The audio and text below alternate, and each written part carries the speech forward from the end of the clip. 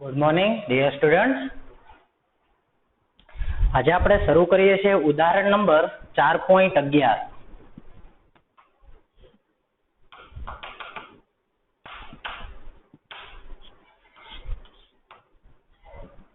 Text book ની અંદર page number છે 159 ઉપર ઉદાહરણ નંબર 4.11. હવે ઉદાહરણ 4.11 માં તમને એવું કહેવામાં આવ્યું છે કે ભાઈ આસપાસે વીટેલા 100 આટા વાળું 10 સેન્ટીમીટર ત્રિજ્યાનું એક વર્તુળાકાર લૂપ 3.2 એમ્પિયર વિદ્યુત પ્રવાહ ધરાવે છે. આપણે પેલા એના ડેટા વિશે બધી ચર્ચા કરીએ તો અહીંયા 100 આટા વાળું તમને લૂપ આપ્યું છે.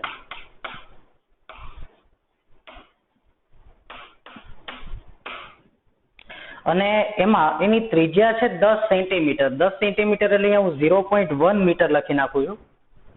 તો r બરાબર 0.1 મીટર. એમાંથી વહેતો પ્રવાહ 3.2 એમ્પિયર. I બરાબર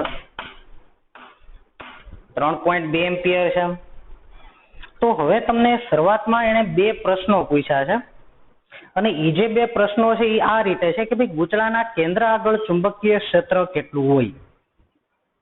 તો આપણે એવું ભણી ગયા છે કે ભાઈ કોઈ પણ લૂપ હોય એમાંથી જો તમે વિદ્યુત પ્રવાહ પસાર કરો તો એ લૂપની આસપાસ શું ઉત્પન્ન થશે? ચુંબકીય ક્ષેત્ર. જેમ તારમાંથી ચુંબકીય ક્ષેત્ર ઉત્પન્ન થાય, વિદ્યુત પ્રવાહધારી તાર ચુંબકીય ક્ષેત્ર ઉત્પન્ન કરે, એમ લૂપમાંથી પ્રવાહ પસાર થાય તો લૂપ પણ ચુંબકીય ક્ષેત્ર ઉત્પન્ન કરે. એની દિશા પણ આપણે જોઈ હતી કે ભાઈ જે દિશામાં પ્રવાહ વહે એ દિશામાં આંગળીઓ વીંટાળો તો અંગૂઠો તમને ચુંબકીય ક્ષેત્રની દિશા આપે. પછી આપણે એ પણ ભણી ગયા હતા કે જે દિશામાં એ જે ચુંબકીય ક્ષેત્રની દિશા નક્કી કરો છો એ જ રીતે તમારે ચુંબકીય ડાયપોલ મોમેન્ટ નક્કી કરવાની. ચુંબકીય ડાયપોલ મોમેન્ટ નક્કી કરતી વખતે પણ તમારે આંગળીઓ છે પ્રવાહની દિશામાં રાખો તો અંગૂઠો તમને ચુંબકીય ડાયપોલ મોમેન્ટ આપે. એટલે કે જે ચુંબકીય ક્ષેત્ર જે છે લૂપ માટે એ જેની ડાયપોલ મોમેન્ટની દિશા છે. આટલું આપણે ભણી ગયા છે. તો એમાં સૌથી પહેલો આપણો સવાલ છે કે ભાઈ તો લૂપના કેન્દ્ર આગળ ચુંબકીય ક્ષેત્ર કેટલું હોય? તો ચુંબકીય ક્ષેત્રનું વ્યાપક સૂત્ર શું હતું? તો કે μ0 ni r2/2r2 + x2 ⁵ બોલો તો શું સૂત્ર હતું? લૂપની અક્ષ ઉપર ચુંબકીય ક્ષેત્ર શોધવાનું. તો કે μ0 ni r2/2r2 + x2 ⁵ એમાં r એટલે લૂપની ત્રિજ્યા, x એટલે કે લૂપના કેન્દ્રથી અક્ષ ઉપરનું અંતર અને n એટલે આટાની સંખ્યા. હવે જો આપણે એના કેન્દ્ર આગળ ચુંબકીય ક્ષેત્ર મેળવવું હોય તો આપણે x બરાબર શું લખી નાખતા? 0. અને x બરાબર 0 લખી નાખીએ તો નંબર પેલું એ કે આપણે પેલું શોધવાનું છે ગુચલાના કેન્દ્ર આગળ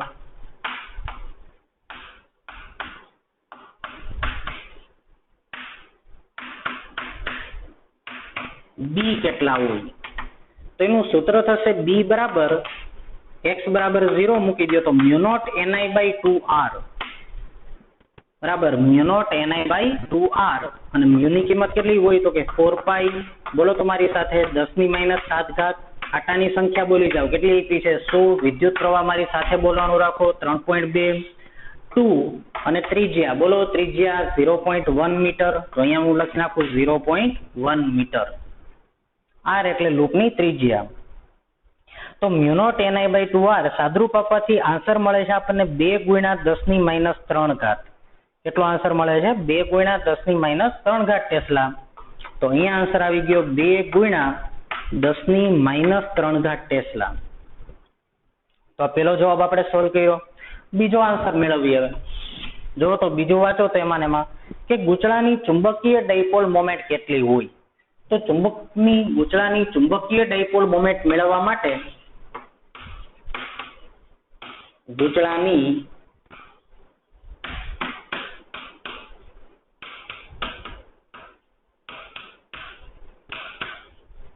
ચુંબકીય ડાયપોલ મોમેન્ટ m.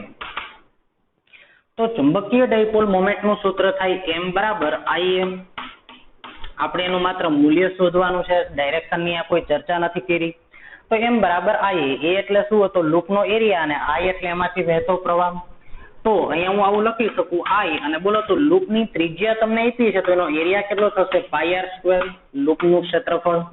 અને તેથી I ની કિંમત તમને આપી છે 3.2 અને અહીંયા પાઈની કિંમત હું લખી નાખું 3.14 અને આર સ્ક્વેર. જો તો આર 0.1 હોય, મારી સાથે બોલવાનું તમારે રાખવાનું છે, તો આર સ્ક્વેર કેટલા આવશે? 0.01 મીટર સ્ક્વેર. બરાબર. તો હવે જો આનું આપણે સાદરૂપ આપી દઈએ છીએ તો અહીંયા હું બુકમાંથી સીધો આન્સર લખી નાખું. જવાબ મને મળી જાય છે 10 એમ્પિયર ઇન્ટુ મીટર સ્ક્વેર. કેમ કે ડાયપોલ મોમેન્ટ જો તો આનો એકમ એમ્પિયર અને ક્ષેત્રફળ એટલે મીટર સ્ક્વેર, તો એમ્પિયર ઇન્ટુ મીટર સ્ક્વેર. તો અહીંયા તમને ચુંબકીય ડાયપોલ મોમેન્ટ મળી ગઈ. આગળ વાંચો. હવે આગળ શું પૂછ્યું છે આપણને? હવે જે તમને ત્રીજો સવાલ એને પૂછ્યો છે એના સંદર્ભમાં એને બહુ મોટી એવી એને સ્ટોરી તમને આપી છે. એને એવું કીધું છે કે ભાઈ ગુચળાને સિરોલમ સમતલમાં એવી રીતે રાખેલું છે કે જેથી તેના વ્યાસ સાથે એક રેખસ્થ એવી સમક્ષિતિજ અક્ષ ઉપર મુક્ત રીતે ભ્રમણ કરી શકે. ગુચળાને એવી રીતે તમે સિરોલમ સમતલમાં રાખ્યું છે કે જેથી તે તેના વ્યાસ સાથે એક રેખસ્થ એવી સમક્ષિતિજ અક્ષ ઉપર મુક્ત રીતે ભ્રમણ કરી શકે એવી રીતે લૂપ છે. એટલે કે લૂપને માની લો કે તમે આવી રીતે રાખ્યું છે. જો તો આમ. હવે આપણે ઓપ્શન સી સોલ્વ કરીએ છીએ આવી રીતે. આમ આમ એટલે તમને ખબર પડી ગઈ હશે કઈ રીતે. લૂપ આમ છે. જો આમ આમ. બરાબર. અને સમક્ષિતિજ સમતલ, અને લૂપને સમક્ષિતિજ સમતલ જે છે એ દિશામાં એને ચુંબકીય ક્ષેત્ર આપ્યું છે 2 ટેસ્લા. બરાબર. 2 ટેસ્લા જેટલું નિયમિત સમક્ષિતિજ ચુંબકીય ક્ષેત્ર એવી રીતે પ્રવર્તે છે કે જેથી શરૂઆતમાં ગુચળાની, એટલે તમને એવું કીધું છે, જો તો ફરીવાર વાંચીએ કે ગુચળાને સિરોલમ સમતલમાં એવી રીતે રાખેલું છે કે જેથી તે તેના વ્યાસ સાથે એક રેખસ્થ એવી સમક્ષિતિજ અક્ષ ઉપર મુક્ત રીતે ભ્રમણ કરી શકે, અને 2 ટેસ્લાનું નિયમિત સમક્ષિતિજ ચુંબકીય ક્ષેત્ર એવી રીતે પ્રવર્તે છે કે જેથી તે શરૂઆતમાં ગુચળાની અક્ષ આ ક્ષેત્રની દિશામાં હોય. એટલે જે આ અક્ષ એ ક્ષેત્રની દિશામાં હોય અને હવે ચુંબકીય ક્ષેત્રની અસર હેઠળ આ ગુચળું 90 કોણ જેટલું ભ્રમણ કરે છે. એટલે આ રીતે. જો તો પેલા તમને એવું કીધું છે કે ભાઈ આ જે ચુંબકીય ક્ષેત્ર છે આ ગુચળાની અક્ષ ઉપર છે.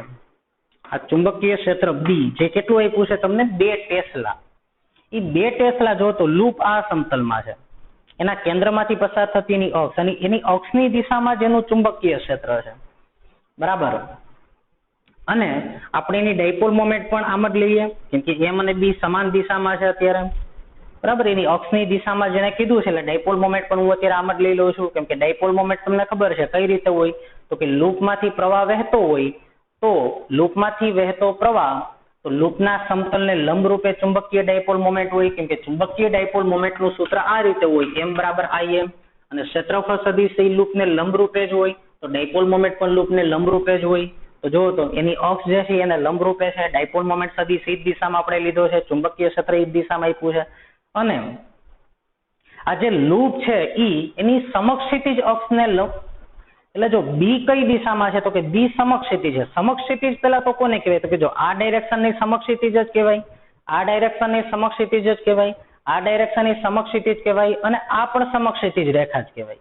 અને આમ દોરું તો આ રેખાને સિરોલમ કહેવાય. બરાબર. આ રેખા સિરોલમ કહેવાય. બાકી આ બધી જ રેખાઓ કેવી કહેવાય? આ બધી રેખાઓ દોરી નાખો તો માની લો કે લૂપ જે છે એ તો આ રીતે છે, તો આ રેખા, આ રેખા, આ રેખા, આમ દોરેલી બધી જ રેખાઓ સમક્ષિતિજ કહેવાય, અને ઊભી રેખાને શું કહેવાય? સિરોલમ. હવે આ લૂપ કઈ અક્ષને અનુલક્ષીને ભ્રમણ કરી શકે એવું કીધું છે? સમક્ષિતિજ અક્ષને. એનો વ્યાસ છે એની સાથે સમક્ષિતિજ અક્ષને અનુરૂપ ભ્રમણ કરી શકે છે. તો આ રીતે આ એની અક્ષ થઈ, જો તો આ અક્ષ, આ એનો વ્યાસ, આને અનુલક્ષીને ભ્રમણ કરે છે. હવે મેં આમ દોર્યું મતલબ કઈ રીતે દોર્યું છે તો કે તમારે આમ સમજવાનું. જો આ લૂપ છે, આ લૂપ એનો એક વ્યાસ આમ સમજવાનો, આમ આમ. બરાબર. લૂપ આ સમતલમાં છે અને ઈ આ વ્યાસને અનુલક્ષીને ભ્રમણ કરી શકે છે. એટલે કંઈક આવું થયું. જો તો તમે આ જે લૂપ છે એને તમે ગોળાકાર સમજો, અત્યારે આ લંબચોરસ લૂપ છે પણ તમે એને ગોળાકાર સમજો માત્ર સમતલ સમજાવવા માટે. તો જો તો આ રીતે લૂપ છે ગોળાકાર, અને એને એવું કીધું કે આ એના વ્યાસને અનુલક્ષીને ભ્રમણ કરી શકે, એટલે એનો આ વ્યાસ, એટલે કે આ એની ભ્રમણ અક્ષ એને કીધી છે આમ. અને આ એની ભ્રમણ અક્ષ હોય તો આ લૂપ આવી રીતે ભ્રમણ કરી શકશે આમ. આ અક્ષને અનુલક્ષીને આપણે એને ગતિ કરાવવાની છે, અથવા તો લૂપ જે છે એની આ ધરી તમે સેટ કરી છે, એટલે જો ફરશે તો એ આ ધરીને અનુલક્ષીને ફરી શકે. હવે ધરી આ હોય તો ક્યારે આમ ન ફરી શકે, કેમ કે ધરી આ છે, બરાબર. એટલે આને અનુલક્ષીને ચર્ચા હાલે છે બધી. એટલે એનો વ્યાસ એમાંથી પસાર થતી ધરીને અનુલક્ષીને ભ્રમણ કરી શકે છે. ચુંબકીય ક્ષેત્ર આમ છે, એ સમક્ષિતિજ જ છે પણ એની અક્ષની દિશામાં છે. આવી રીતે ચુંબકીય ક્ષેત્ર આપ્યું છે. અને આ લૂપ ઉપર ટોર્ક લાગશે તો આ લૂપ આમ કરીને આમ થઈ જશે 90 ડિગ્રી એમ, બરાબર. તો હવે વાંચો તો શું કીધું એને. તો આવી રીતનો તમને એને બધો ડેટા આપ્યો છે. તો પ્રારંભિક, તો ગૂંચળાની પ્રારંભિક અને અંતિમ સ્થિતિઓમાં ગૂંચળા ઉપર લાગતા ટોર્કના મૂલ્ય કેટલા હોય, બરાબર. પ્રારંભિક અને અંતિમ સ્થિતિમાં એટલે કે ગૂંચળું કેટલા ડિગ્રીએ થઈ ગયું, તો કે ચુંબકીય ક્ષેત્રની અસર હેઠળ આ ગૂંચળું 90 ડિગ્રી જેટલું ભ્રમણ કરે છે. તો તમને એમ થાય સર અહીંયા તો ગૂંચળું છે, બરાબર, એમાં એમ અને બી તો બે પેલા સેમ ડાયરેક્શનમાં હતા, તો ટોર્ક કઈ રીતે લાગ્યું? અહીંયા ટોર્ક આપણે લગાડવાનું છે, બરાબર. અને આપણે ટોર્ક લગાડ્યું, બરાબર, એટલે કેટલું ગૂંચળું થયું જો તો આમ કરીને આમ ટોર્ક લગાડ્યું મેં, એટલે ગૂંચળાનું કેટલા ડિગ્રી ભ્રમણ થયું? 90 ડિગ્રી. એટલે પેલા ગૂંચળું આમ હતું આ રીતે એમ, બરાબર. હવે તમે સમજી ગયા છો, પેલા લૂપ આમ હતું, આ એની અક્ષ છે, ભ્રમણ અક્ષ, એના વ્યાસમાંથી પસાર થઈ. હવે લૂપ આમ થઈ ગયું 90 ડિગ્રી. તો 0 એવું હોય ત્યારે કેટલું ટોર્ક લાગે, 90 ડિગ્રી એવું હોય ત્યારે કેટલું ટોર્ક લાગે, આ આપણને પૂછવામાં આવ્યું છે, બરાબર. તો ચલો આપણે બેની ચર્ચા કરીએ. તો બોલો તો ટોર્કનું સૂત્ર શું છે આપણી પાસે? તો કે ટો બરાબર શું છે? તો કે ટો બરાબર આપણે માત્ર મૂલ્ય શોધવાનું છે. તો કે ટોર્ક બરાબર mb sin થીટા. એમાં નંબર 1 થીટા બરાબર 0 હોય તો ટોર્ક શું બનશે? તો કે mb sin 0 is equal to 0, જેમાં થીટા એટલે m અને b વચ્ચેનો ખૂણો. જો તો પેલા તો ખૂણો 0 છે. કેસ નંબર 2 કે જ્યારે થીટા 90 ડિગ્રી થાય ત્યારે શું થશે? તો જ્યારે થીટા બરાબર 90 ડિગ્રી હોય ત્યારે ટોર્ક કેટલું થશે? તો કે mb sin 90. તો mb sin 90, sin 90 એટલે અહીંયા હું 1 લખી નાખું. ચલો m અને b ની કિંમત મુકાવો તો m કેટલા છે અહીંયા તમે લઈ આવ્યા 10, અને b એટલે બાહ્ય ચુંબકીય ક્ષેત્ર. તો જો તમે રકમમાં જે આપણે સ્ટોરી આપી છે એમાં લખ્યું છે, જો આ ચુંબકીય ક્ષેત્ર કેટલું છે? 2 ટેસ્લા.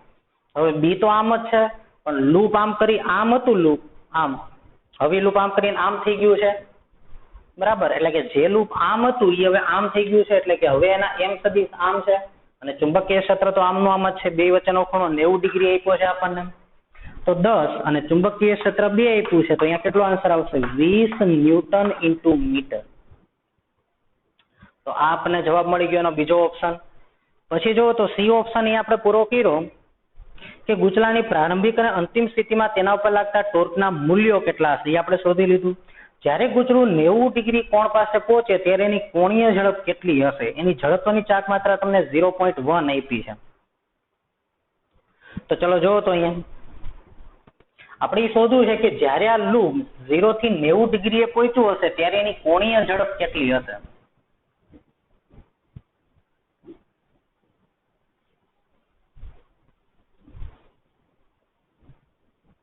તો ઈ મેળવવા માટે આપણે એક કામ કરીએ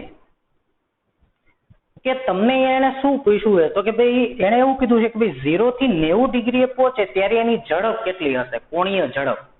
હવે વર્તુળમય ગતિ થતી હોય ત્યારે ત્યાં બધા ચાક ગતિના સમીકરણ આવતા હશે. તો તમે જ્યારે ગૂંચળાને 0 થી 90 ડિગ્રીએ લાવ્યા ત્યારે તમે એની ઉપર કાર્ય કર્યું, અને કાર્ય છે તો ગતિ ઉર્જાના ફેરફાર જેટલું હોય. અને કાર્યનું સૂત્ર મેં તમને ગયા લેક્ચરમાં કીધું હતું. શું યાદ રાખવાનું હતું? કે આપણે યાદ કરો તો લૂપને θ1 ખૂણેથી θ2 ખૂણે લાવવા માટે કરવું પડતું કાર્ય. બોલો વિદ્યુત ડાયપોલ માટે શું હતું? PE θ1 ખૂણેથી θ2 ખૂણે લાવવા માટે કરવું પડતું કાર્ય આટલું હોય. ગયા લેક્ચરમાં મેં તમને આ બધું કીધું હતું. તો ચુંબકીય ડાયપોલ માટે P ની બદલે ચુંબકીય ડાયપોલ મોમેન્ટ, વિદ્યુત ક્ષેત્રની બદલે ચુંબકીય ક્ષેત્ર cos θ1 - cos θ2 આવી રીતે આવશે. અને આ જે કાર્ય છે ગતિ ઉર્જાના ફેરફાર જેટલું હોય. તો અહીંયા હું લખું જો તો છેલ્લો કેસ ડી માં કે કાર્ય ઉર્જા પ્રમેય પરથી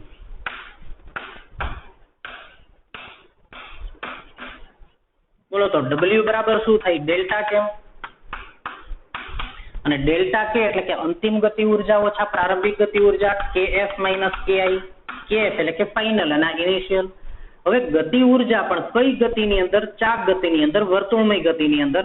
તો ચાક ગતિની અંદર ગતિ ઉર્જાનું સૂત્ર શું હતું? તો કે તમને ખબર છે હાફ mv સ્ક્વેર ની બદલે આપણે શું લખી શકીએ? રેખીય ગતિની બદલે ચાક ગતિ હોય તો બોલો તો I ની બદલે શું આવી જાય? જડત્વની ચાક માત્રા. દળની બદલે m ની બદલે I, અને v સ્ક્વેર ની બદલે તમે શું કરતા 11મા ધોરણમાં? Omega square, I omega square.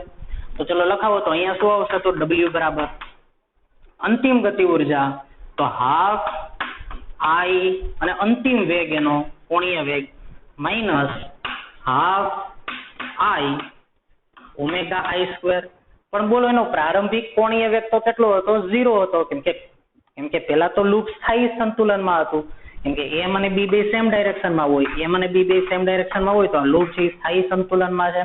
સ્થાયી સંતુલનમાં હોય એની પાસે એનો કોઈ વેગ જ નહોતો, તો પ્રારંભિક વેગ 0 હતો.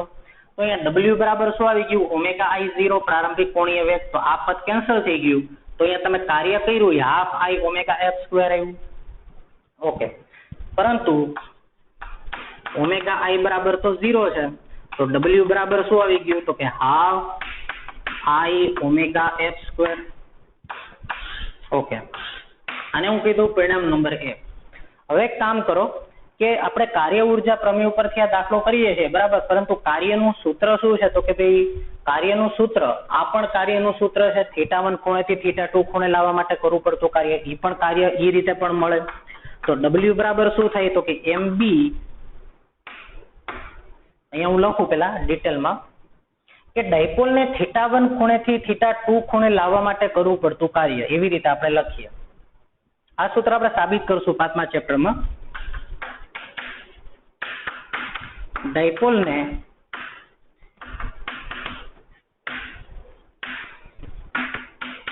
લાવવા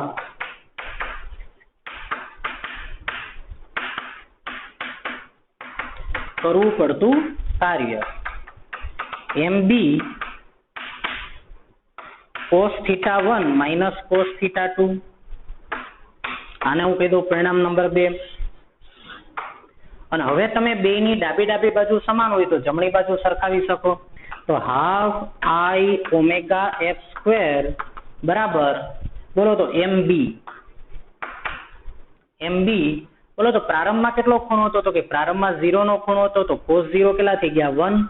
આ 1 થઈ ગયા અને પછી cos 90 થઈ ગયા. પછી ખૂણો 90 નો થઈ ગયો તો cos 90 એટલે 0. તો અહીંયા mb જ આવી ગયા. તો બોલો ઓમેગા f નું સૂત્ર શું બન્યું? મને બોલો, મારી સાથે બોલતા રહ્યો તમે તો જ ફોકસ રહેશે તમારું. તો under route 2mb upon I. તો 2mb અપોન I આ આપણું સૂત્ર બન્યું. હવે બસ આમાં આપણે કિંમત મૂકી દઈએ તો આપણને અંતિમ કોણીય વેગ મળી જશે. આપણી પાસે m છે, b છે, જડત્વની ચાક માત્રા એને આપણને આપી દીધી છે. તેથી હું બધો ડેટા અહીંયા મૂકી દઉં. તો અંતિમ કોણીય વેગ એના બરાબર અંડર રૂટ 2. બોલો m કેટલા લઈ આવ્યા હતા આપણે? m તો કે m જોવો તો અહીંયા 10 લઈ આવ્યા હતા આપણે.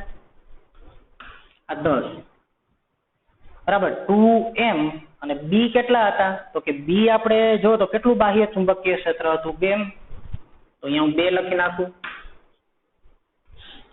2 ટેસ્લા હતું બાહ્ય ચુંબકીય ક્ષેત્ર અપોન જડત્વની ચાક માત્રા. તો તમને નીચે છેલ્લા સેન્ટેન્સમાં આપ્યું છે ગૂંચળાની જડત્વની ચાક માત્રા 0.1. તો અહીંયા હું લખી નાખું 0.1. એના બરાબર અંડર રૂટ જો તો કેટલા આવ્યા? 10 દુ 20 દુ 40. 40 ભાગ્યા 0.1 એટલે 400 ને 400 નું વર્ગમૂળ કેટલું આવશે? 20. તો ઓમેગા f અંતિમ કોણીય વેગ એના બરાબર 20 રેડિયન પર સેકન્ડ.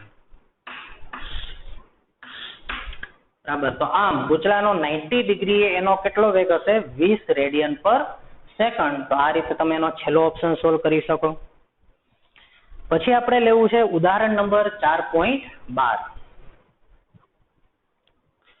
ઉદાહરણ નંબર 4.12 ની રકમ તમે ધ્યાનથી વાંચો. બહુ સમજવા જેવો સવાલ છે આમ, અને આવા સવાલો તમારે MCQ માં પણ આવી શકે. અને એવું બની શકે કે ભાઈ 2 ગુણનો સવાલ હોય તો આ 3 માંથી માત્ર 2 જ ઓપ્શન તમને પૂછે, એવું પણ બનતું હોય ઘણી વાર.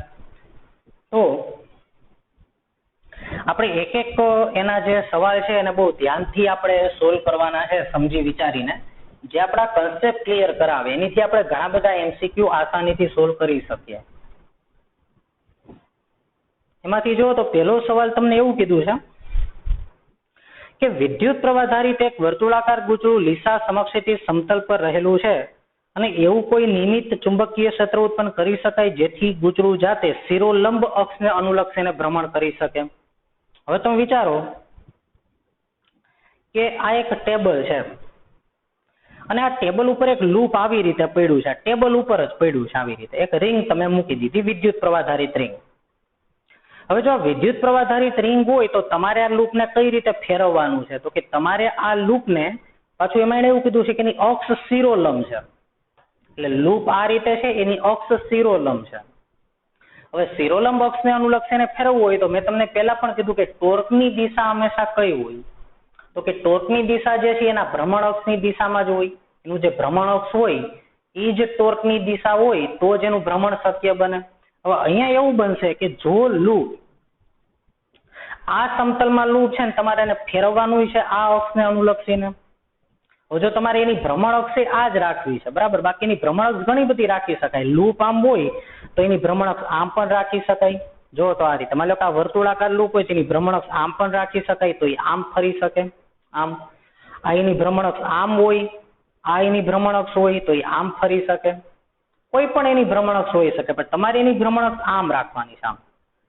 અને ભ્રમણ અક્ષ આમ અને આમ એની ભ્રમણ અક્ષ હોય તો તમે વિચાર કરો કે તો ટોર્કની દિશા તો હંમેશા કઈ દિશામાં હોય? ભ્રમણ અક્ષની દિશામાં હોય. તો જો ઈ લૂપ સમજો કે ફરે છે તો આ લૂપ કઈ રીતે ફરશે? તો કે આ લૂપ આમ ફરશે. અને આમ ફરે તો ટોર્ક ઉપર તરફ અથવા તો નીચે તરફ હોય ભ્રમણ અક્ષની દિશામાં. આપણું સૂત્ર શું છે અહીંયા જુઓ તો તમે. ઉદાહરણ નંબર 4.12.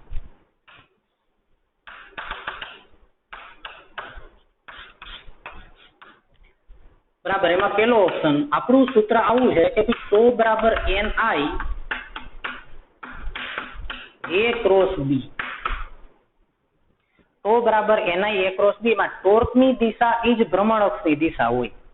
બરાબર, ભ્રમણ અક્ષની દિશા એ જ કોની દિશા હોય? ટોર્કની દિશા. બરાબર, અને તો જ લૂપ ભ્રમણ કરી શકે, નહીંતર લૂપ ભ્રમણ ન કરી શકે. તો અહીંયા જુઓ તો કે ટોર્કની દિશા છે કોને લંબ રૂપે હોય? તો કે A ક્રોસ B, એટલે કે N અને B ને ટોર્ક લંબ જ હશે.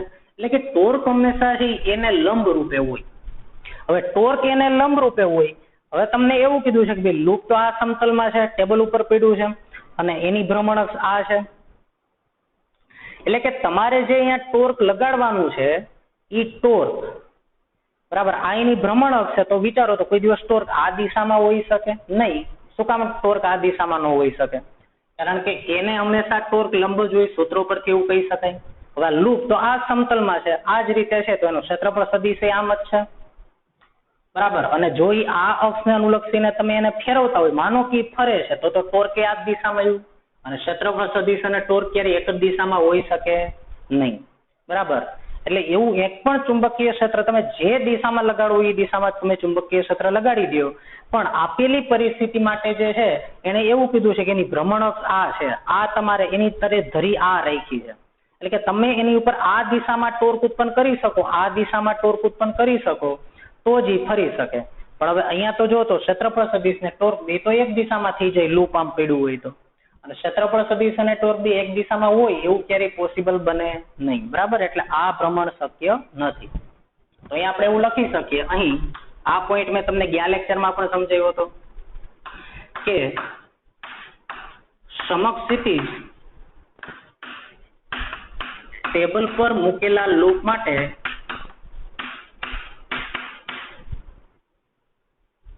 જો એ શિરોલંબ અક્ષને અનુલક્ષીને ભ્રમણ કરે તો સમક્ષિતિજ ટેબલ પર મૂકેલા લૂપ માટે શિરોલંબ અક્ષ માટે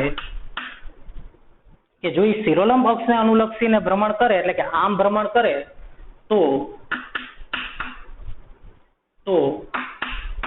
તો ઇઝ પેરેલલ ટુ શું થાય? એ થાય. કેમ કે ટોર્ક ઉપર અથવા નીચે લાગે એટલે કે ટૂંકમાં શિરોલંબ અક્ષની દિશામાં ટોર્ક લાગે તો જ આમ ફરી શકે. પણ તમે અહીંયા જો તો ટોર્ક અને ક્ષેત્રફળ સદિશ ક્યારે એકબીજાને સમાંતર હોઈ શકે નહીં, લંબ હોય તો જ ટોર્ક પોસિબલ છે. તો જો સમક્ષિતિ ટેબલ પર મૂકેલા લૂપ માટે જો શિરોલંબ અક્ષ માટે શિરોલંબ અક્ષ માટે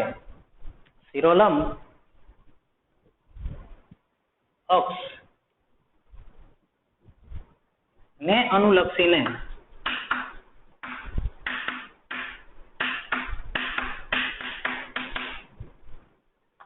ટોર્ક માટે જો તમારે શિરોલંબ અક્ષને અનુલક્ષીને ભ્રમણ કરાવવું છે એવી તમે વાત કરો છો તો એના ટોર્ક માટે તો ટોર્ક ઇઝ પેરેલલ ટુ શું થાય? એ થાય, જે શક્ય નથી, કારણ કે ટોર્ક અને ક્યારે ક્ષેત્રફળ સદિશ એકબીજાને પેરેલલ હોઈ શકે નહીં.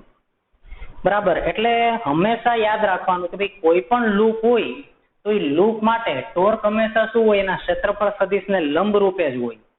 બરાબર, હવે તમારે છે એ ટોર્ક જે છે ટોર્ક હંમેશા એના ધરીભ્રમણની દિશામાં જ હોય. હવે તમે એની ધરીભ્રમણ છે એ વાય અક્ષની દિશામાં રાખી છે, એટલે કે તમારે વાય દિશામાં ટોર્ક ઉત્પન્ન કરવાનું છે. એવું ચુંબકીય ક્ષેત્ર લાગુ પાડો કે જેથી એના ઉપર લાગતું ટોર્ક વાય દિશામાં લાગે, ઉપર અથવા નીચે. હવે ટોર્ક ઉપર અથવા નીચે લાગશે તો તેનો ક્ષેત્રફળ સદિશ અને ટોર્ક બે સમાન દિશામાં થયા, અને ટોર્ક અને ક્ષેત્રફળ સદિશ બે સમાન દિશામાં હોઈ શકે નહીં. આ સૂત્ર ઉપરથી જુઓ તો એ તો એને લંબ રૂપે જ હોય, એટલે આવું ક્યારેય શક્ય બને નહીં. તો આપણે જવાબમાં એવું લખી શકીએ કે ભાઈ જો લૂપ સમક્ષિતિ સમતલમાં રાખેલું હોય અને એને શિરોલંબ અક્ષને અનુલક્ષીને ઘુમાવવું હોય તો આ પરિસ્થિતિ માટે ટોર્ક ઇઝ પેરેલલ ટુ એ થાય, પરંતુ ટો બરાબર તો એના એ ક્રોસ બી છે, તેથી ટોર્ક તો હંમેશા ક્ષેત્રફળ સદિશને લંબ રૂપે જ હોય. માટે આ પરિસ્થિતિ શક્ય નથી. કોઈ પણ દિશામાં ચુંબકીય ક્ષેત્ર લગાડવામાં આવે તો પણ ટોર્કનું પરિભ્રમણ થશે નહીં. બરાબર, એટલે બુકની અંદર એવો જવાબ લખ્યો છે કે ના, કારણ કે ટોર્ક શિરોલંબ દિશામાં હોવું જોઈએ. એટલે કે જો અહીંયા ભ્રમણ કરશે તો ટોર્ક હંમેશા ધરી જે દિશામાં હોય એ દિશામાં ટોર્ક લાગવું જોઈએ. બરાબર, તો જ ઈ અક્ષને અનુલક્ષીને ભ્રમણ કરે. જે દિશામાં ટોર્ક હોય ને, બરાબર, ઈ દિશાની અક્ષને અનુલક્ષીને આપેલ લૂપ ફરતું હોય. બરાબર, માની લો કે હું તમને એમ કહું કે ભાઈ આની ઉપર ટોર્ક છે એ આમ લાગ્યું, આ આમ ફરે છે. જો આમ ફરતું હોય તો ટોર્ક માની લો કે આ મારા માટે કઈ દિશામાં છે, જો તો સમઘડી દિશામાં, અને સમઘડી દિશામાં હોય તો આની ઉપર ટોર્ક આમ લાગતું હોય, એટલે કે એની ધરી આમ જ રાખવી પડે તો જ આ લૂપ ફરે એમ. બરાબર, એટલે એને એવું કીધું છે કે ના, કારણ કે ટોર્ક જે છે અહીંયા શિરોલંબ દિશામાં લગાડો તો જ એ ફરી શકે, અને શિરોલંબ દિશામાં ટોર્ક હોય પરંતુ ટો બરાબર તો આઈ એ ક્રોસ બી છે, અને આઈ એ ક્રોસ બી સૂત્ર પ્રમાણે સમક્ષિતિજ ગૂંચળા માટે જે છે એ તો શિરોલંબ દિશામાં હોવાથી, પણ અહીંયા તો એ શિરોલંબ દિશામાં છે તો ટોર્ક શિરોલંબ દિશામાં ક્યારેય ન હોઈ શકે, કેમ કે બે વચ્ચેનો એંગલ તો 90 ડિગ્રી થાય સૂત્ર પ્રમાણે. એટલે કોઈ પણ બી માટે ટોર્ક ગૂંચળાના સમતલમાં હશે, એટલે કે કોઈ પણ ચુંબકીય ક્ષેત્ર જો લૂપ આમ ફરતું હશે તો કોઈ પણ ચુંબકીય ક્ષેત્ર બી માટે ટોર્ક છે એ તો ગૂંચળાના સમતલમાં જ હોય, એટલે કે એ ઉર્ધ્વ દિશામાં જ લાગે કે અર્ધ્વ દિશામાં લાગે, તો એવું ક્યારેય શક્ય બને નહીં. ઓકે, એટલે અહીંયા ક્યારેય પરિભ્રમણ થશે નહીં. પછી બીજો સવાલ વાંચો. વિદ્યુત પ્રવાહ ધારિત એક વર્તુળાકાર ગૂંચળું બાહ્ય નિયમિત ચુંબકીય ક્ષેત્રમાં રહેલું છે. વિદ્યુત પ્રવાહ ધારિત એક વર્તુળાકાર ગૂંચળું બાહ્ય નિયમિત ચુંબકીય ક્ષેત્રમાં રહેલું છે. જો ગૂંચળું મુક્ત ભ્રમણ કરી શકે એવું હોય તો સ્થાયી સંતુલનમાં તે કઈ દિશામાં ગોઠવાયેલું હશે? તો તે સ્થાયી સંતુલનમાં કઈ દિશામાં ગોઠવાયેલું હશે દર્શાવો કે આ ગોઠવણીમાં કુલ ક્ષેત્રનું ફ્લક્સ મહત્તમ થાય. તો હવે ઓપ્શન નંબર બી કે ભાઈ કોઈ એક લૂપ જે છે એ બાહ્ય ચુંબકીય ક્ષેત્રમાં રાખ્યું હોય તો તમને ખબર છે કે જો લૂપને હું બાહ્ય ચુંબકીય ક્ષેત્રમાં રાખું તેની ઉપર ટોર્ક લાગશે, અને ટોર્ક લાગી અને કઈ દિશામાં ગોઠવવા માટે પ્રયત્ન કરે તો કોઈ પણ તંત્ર હંમેશા સ્થાયી સંતુલન સ્થિતિ પ્રાપ્ત કરવા માટે પ્રયત્ન કરે. બરાબર, જેવી રીતે તમે યાદ કરો વિદ્યુત ડાયપોલ માટે કે ભાઈ વિદ્યુત ક્ષેત્ર આમ હોય અને બધી ડાયપોલ આવી રીતે અસ્તવ્યસ્ત પડેલી હોય આમ, પણ જેવું તમે વિદ્યુત ક્ષેત્ર આમ લગાડશો એટલે બધી ડાયપોલ ઉપર કઈ દિશામાં ટોર્ક લાગશે? બધી ડાયપોલમાં એવી દિશામાં ટોર્ક લાગશે કે બધી ડાયપોલ કઈ દિશામાં ગોઠવાઈ જાય? એની દિશામાં. આવું આપણે પેલા ચેપ્ટરમાં પણ ભણી ગયા કે ડાયપોલનો ગુણધર્મ એવો હોય કે હંમેશા ઈની દિશામાં ગોઠવાય. બરાબર, વિદ્યુત ડાયપોલ ઉપર એવી રીતે ટોર્ક લાગે કે જેથી કરીને કઈ દિશામાં ગોઠવાય? સદિશ ઈ ની દિશામાં. આવું આપણે ભણી ગયા. બરાબર, ડાયપોલ ઉપર લાગતા ટોર્કમાં. તો એવું જ અહીંયા કે ભાઈ ચુંબકીય ડાયપોલ હશે એ પણ હંમેશા કઈ દિશામાં ગોઠવાશે? બી ની દિશામાં. કેમ કે તો જેની સ્થાયી સંતુલન અવસ્થા કહેવાય. કેમ કે થીટા 0 યાદ કરો, એમ અને બી વચ્ચેનો ખૂણો 0, તો એને આપણે સ્થાયી સંતુલન કીધું હતું. અને કોઈ પણ તંત્ર સ્થાયી સંતુલનમાં રહેવા માટે પ્રયત્ન કરે, જો સ્થાયી સંતુલનમાં ન હોય તો એની ઉપર ટોર્ક લાગશે. અને ટોર્ક કેવી રીતે લાગે? કે ટોર્ક એવી રીતે લાગે છે કે જેથી કરીને લૂપને કઈ દિશામાં ગોઠવી દેશે? બી ની દિશામાં. એટલે કોઈ પણ ડાયપોલ હંમેશા કઈ દિશામાં ગોઠવવા માટે પ્રયત્ન કરે? બી ની દિશામાં. બરાબર, તેથી આપણે એવું લખી શકાય. તમને એવું પૂછ્યું કે વિદ્યુત પ્રવાહ ધરાવતું એક ગૂંચળું બાહ્ય ચુંબકીય ક્ષેત્રમાં રહેલું હોય, મુક્ત રીતે ભ્રમણ કરી શકે, તો એ સ્થાયી સંતુલનમાં એ કઈ દિશામાં ગોઠવાયેલું હશે? તો આપણે એવું લખી શકીએ કે સ્થાયી સંતુલનમાં જે છે એવી જ દિશામાં ગોઠવાશે કે જેથી એમ ઇઝ પેરેલલ ટુ શું થાય? બી. એટલે કે એમ અને બી વચ્ચેનો ખૂણો કેવો બને? 0. જો તો પણ માની લો કે એમ અને બી વચ્ચેનો ખૂણો 0 નો હોય તો તેની ઉપર ટોર્ક લાગશે. અને ત્યાં સુધી ટોર્ક લાગશે જ્યાં સુધી એમ અને બી વચ્ચેનો ખૂણો કેટલો ન બની જાય? 0 ડિગ્રી. બરાબર, એટલે એવું લખી શકીએ કે ભાઈ ગૂંચળું જે છે એવી રીતે ગોઠવાશે કે જેથી કરીને એની ચુંબકીય ડાયપોલ મોમેન્ટ એ કઈ દિશામાં રહી? બાહ્ય ચુંબકીય ક્ષેત્ર બી ની દિશામાં ગોઠવાય. બરાબર, હવે એને એવું કીધું છે કે તો દર્શાવો કે આ ગોઠવણીમાં કુલ ક્ષેત્રનું ફ્લક્સ મહત્તમ થશે. તો અહીંયા આપણે એવું બતાવી શકીએ. જો તો માની લો કે આ એક ચુંબકીય ક્ષેત્ર બાહ્ય તરફ છે, હાલો બહારની તરફ આવું ચુંબકીય ક્ષેત્ર તમને બહારની દિશામાં આપ્યું છે. હવે કઈ દિશામાં લૂપ રહેવું જોઈએ? તો કે લૂપ એવી દિશામાં ગોઠવાશે કે એની ઉપર ટોર્ક ન લાગે સ્થાયી સ્થિતિમાં. તો બોલો અહીંયા લૂપ કઈ રીતે હશે? તો કે આ લૂપ આવી રીતે હશે. ચુંબકીય ક્ષેત્રની દિશામાં એની ડાયપોલ મોમેન્ટ થાય. બોલો આમાંથી કઈ દિશામાં હું પ્રવાહ પસાર કરું કે એની ડાયપોલ મોમેન્ટ એ ચુંબકીય ક્ષેત્રની દિશામાં જ આવે? તો તમને ખબર છે વિષમગળી હોય તો આમ બહાર તરફ થયા. તો જો તો બી અને એમ બે સેમ ડાયરેક્શનમાં, અને બી અને એમ સેમ ડાયરેક્શનમાં છે. તો જો તો આ રિંગનું ચુંબકીય ક્ષેત્ર કઈ દિશામાં? તો કે રિંગનું ચુંબકીય ક્ષેત્ર આ દિશામાં, અને આનું ચુંબકીય ક્ષેત્ર જે છે બાહ્ય ચુંબકીય ક્ષેત્ર એ આ દિશામાં છે. અને તેથી બેના ચુંબકીય ક્ષેત્ર એક જ દિશામાં હોવાથી એવું કહી શકાય કે આ સ્થિતિમાં છે એમાંથી મહત્તમ ક્ષેત્ર રેખા પસાર થશે, ફ્લક્સ મહત્તમ હશે. બરાબર, એટલે આ સવાલમાં આપણે એવું લખી શકીએ, એવું પૂછ્યું હોય કે તો દર્શાવો કે આ ગોઠવણીમાં કુલ ફ્લક્સ મહત્તમ હોય. તો બુકની અંદર એનો જવાબ લખ્યો છે કે આ સ્થિતિમાં ગૂંચળા વડે ઉદ્ભવેલું ચુંબકીય ક્ષેત્ર અને બાહ્ય ચુંબકીય ક્ષેત્ર બે એક જ દિશામાં હોય તેથી મહત્તમ ફ્લક્સ રચાશે. બરાબર, તો તમે એવું વિચારો કે ભાઈ જો અહીંયાથી પ્રવાહ આમ હોત તો, માનો કે તમે આમ પ્રવાહ રાખ્યો હોત તો આ કઈ દિશામાં? તો કે ભાઈ એમ અંદર તરફ બી બહાર તરફ, બે વચ્ચે 180 ડિગ્રીનો ખૂણો, તો આને તો અસ્થાયી સંતુલન સ્થિતિ કહેવાય. અને આ લૂપને સેજ એવું પણ ભ્રમણ આપશો તો એ લૂપ તરત જ છે ને આમ કરીને આમ થઈ જશે, બી ની દિશામાં આવી જશે. કેમ કે સ્થાયી સ્થિતિ પ્રાપ્ત કરવા માટે પ્રયત્ન કરતું હોય લૂપ. અને તેથી હવે જોવો તો માની લો કે તમે લૂપને અસ્થાયી સંતુલનમાં રાખ્યું હોત તો શું થાત? તો કે એનું ચુંબકીય ક્ષેત્ર અંદર તરફ જોઈ લો અને આનું બહાર તરફ, તો ફ્લક્સ ઘટી ગયું, ચુંબકીય ક્ષેત્ર રેખા ઘટી ગઈ, બે વિરુદ્ધ દિશામાં છે. એટલે મતલબ કે આ ચુંબકીય ક્ષેત્ર 5 ટેસ્લા અને 1 ટેસ્લા ઉત્પન્ન કર્યું હતું, પરિણામી 4. પણ માનો કે આમ પ્રવાહ હોય તો આનું 1 ટેસ્લા છે, આનું 5 છે, તો ટોટલ 6, મેક્સિમમ 12 આવશે. તેથી સ્થાયી સંતુલન સ્થિતિમાં તમે એવું લખી શકો કે સ્થાયી સંતુલન સ્થિતિમાં એમ અને બી બે સમાન દિશામાં હોય, તેથી લૂપનું ચુંબકીય ક્ષેત્ર અને બાહ્ય ચુંબકીય ક્ષેત્ર સમાન દિશામાં હોય. સમાન દિશામાં હોવાથી લૂપમાંથી પસાર થતું ફ્લક્સ કેવું હોય? મહત્તમ હોય. છેલ્લો ઓપ્શન વાંચો કે અનિયમિત આકાર ધરાવતું વિદ્યુત પ્રવાહ ધરિત ગૂંચળું બાહ્ય નિયમિત ચુંબકીય ક્ષેત્રમાં રહેલું હોય, જો આ તાર નરમ હોય તો એ વર્તુળાકાર શા માટે ધારણ કરે? હવે તમે અહીંયા વિચારો કે ભાઈ કોઈ પણ લૂપ જેમાં એમ અને બી પેરેલલ હોય એવું તમે વિચારો, ગોળાકાર જ નહીં, કોઈ પણ લૂપ તમે વિચારી લો. માની લો કે એક ચોરસ કે લંબચોરસ લૂપ વડે તમને સમજાવું.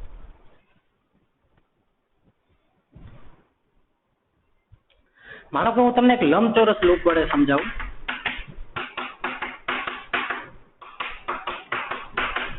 માનો કે એક લંબચોરસ લૂપ છે, બરાબર, એ બહુ નબળો એવો તાર છે એનો. અમે ચર્ચા અગાઉ પણ મેં થિયરીમાં તમને કહી દીધી છે, પણ ફરી એકવાર આપણે એની ચર્ચા કરી લઈએ. ચલો આની સ્થાયી સંતુલન સ્થિતિ વિચારો તો સ્થાયી સંતુલન સ્થિતિ કોને કહેવાય? એમ અને બી બે સેમ ડાયરેક્શનમાં, તો બોલો આની ડાયપોલ મોમેન્ટ અંદર તરફ, બી અંદર તરફ, તો કઈ દિશામાં પ્રવાહ હું પસાર કરાવું? આ રીતે. હવે જો આ સ્થાયી સંતુલન સ્થિતિમાં હોય તો તમે જોઈ લો એની દરેકે દરેક બાજુ ઉપર છે ને બહારની તરફ ચુંબકીય બળ લાગશે. કરો અહીંયા IL ક્રોસ બી, અહીંયા પ્રવાહ I વહી રહ્યો છે તો એની ઉપર ચુંબકીય બળ લાગે. દરેક તાર છે ચુંબકીય ક્ષેત્રમાં છે તો એની ઉપર લાગતું બળ IL ક્રોસ બી. જો તો IL આમ, બી અંદર તરફ, IL ક્રોસ બી, અહીંયા બળ આમ લાગ્યું, અહીંયા બળ આમ લાગ્યું, અહીંયા બળ આમ લાગ્યું, અહીંયા બળ આમ લાગ્યું. એટલે કે આપેલ લૂપનો ગુણધર્મ એવો હોય કે ઈ વધુમાં વધુ પોતાનો એરિયા ખોલે આમ, અને વધુમાં વધુ એરિયા કેવો બની જશે તો આ બધી બાજુથી આમ બળ લાગતું હોય, આ તાર નરમ હોય તો છેલ્લે આમ બધી બાજુથી આમ બળ લાગશે તો આ તાર કેવો બની જશે? છેલ્લે વર્તુળ બની જશે. પણ આવું સ્થાયી સંતુલનમાં થાય. હવે તમને એમ થાય કે સ્થાયી સંતુલનમાં શું કામ? વિચારો કે અસ્થાયી સંતુલન છે તો અસ્થાયી સંતુલન હોય તો શું થાય? પ્રવાહ ઊંધી દિશામાં પ્રવાહ પસાર કરો તો આવું ન બને. જો અહીંયા હવે અહીંયા કરો તો IL ક્રોસ બી, તો અહીંયા બળ આમ લાગ્યું, તો અહીંયા બળ આમ લાગ્યું, અહીંયા બળ આમ, અહીંયા તો આ લૂપ સંકોચ હશે. બરાબર. સ્થાયી સંતુલન સ્થિતિમાં જ ફ્લક્સ મહત્તમ હોય અને લૂપે એવો જ આકાર ધારણ કરશે કે જેથી કરીને એમાંથી પસાર થતું ફ્લક્સ કેવું બને? મહત્તમ બને. એટલે એવું લખી શકાય કે ભાઈ સ્થાયી સંતુલન સ્થિતિ જ્યારે હોય ત્યારે ઈ જે કોઈ પણ આકારનો લૂપ હોય, બરાબર, એમાં હંમેશા બળ કઈ બી દિશામાં લાગે? ચુંબકીય બળ છે બહાર તરફ લાગતા હોય, એટલે કે લૂપનું ક્ષેત્રફળ વધે એવી રીતે એની ઉપર ચુંબકીય બળ લાગશે જેથી કરીને એનો એરિયા વધે, અને એરિયા વધી અને સૌથી વધીને છેલ્લી એરિયાનો આકાર કેવો બની જાય? વર્તુળ બની જાય. કોઈ પણ આકાર હોય જ્યારે બહારની તરફ બળો લાગે તો એનો આકાર કેવો બની જાય? વર્તુળ બની જાય. અને ત્યારે એમાંથી પસાર થતું ફ્લક્સ કેવું હોય? મહત્તમ હોય. બરાબર છે. એટલે એવું લખી શકાય કે એમ અને બી પેરેલલ હોય તો લૂપ ઉપર હંમેશા કઈ બાજુ બળ લાગશે? દરેકે દરેક ખંડો ઉપર બહાર તરફ. એટલે એનો આકાર કેવો બને? વર્તુળ. અને ત્યારે એમાંથી પસાર થતું ફ્લક્સ પણ કેવું મળે તમને? મહત્તમ મળે. એટલે કે એ એવો ગુણધર્મ ધરાવે છે કે પોતે પોતાનામાંથી વધુ ને વધુ ફ્લક્સ બહાર લાવવા પ્રયત્ન કરે છે. એટલે પોતે કેવો આકાર ધારણ કરી લેશે? વર્તુળમય આકાર. જો બહાર તરફ બળો લઈ ગયા અહીંયા તો બુકની અંદર એ જ જવાબ છે કે ભાઈ આપેલ પરિમિતિ માટે બીજા આકાર કરતા વર્તુળાકારમાં મહત્તમ ક્ષેત્રફળ ધરાવતો હોવાથી જ્યારે ગુચળું ચુંબકીય ક્ષેત્રને લંબરૂપે હોય ત્યારે મહત્તમ ફ્લક્સ આવરી લેવાય કેવો આકાર ધારણ કરે છે? વર્તુળાકાર ધારણ કરે છે. પણ એ વર્તુળાકાર શું કામ ધારણ કરે એ મેં તમને સમજાવ્યું. કારણ કે દરેકે દરેક બોર્ડર ઉપર કઈ બાજુ બળ લાગ્યું? બહાર તરફ. મતલબ આવો અનિયમિત આકારનો તાર હોય તો પણ એની ઉપર જુઓ તો આમ બળ લાગે બધી બાજુથી, તો એનો આકાર કેવો બની જશે? વર્તુળ બની જશે. ચાલો હવે આપણે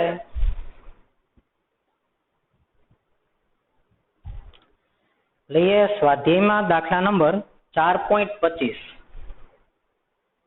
સ્વાધ્યાયમાં 4.25 દાખલો આપણે સોલ્વ કરીએ.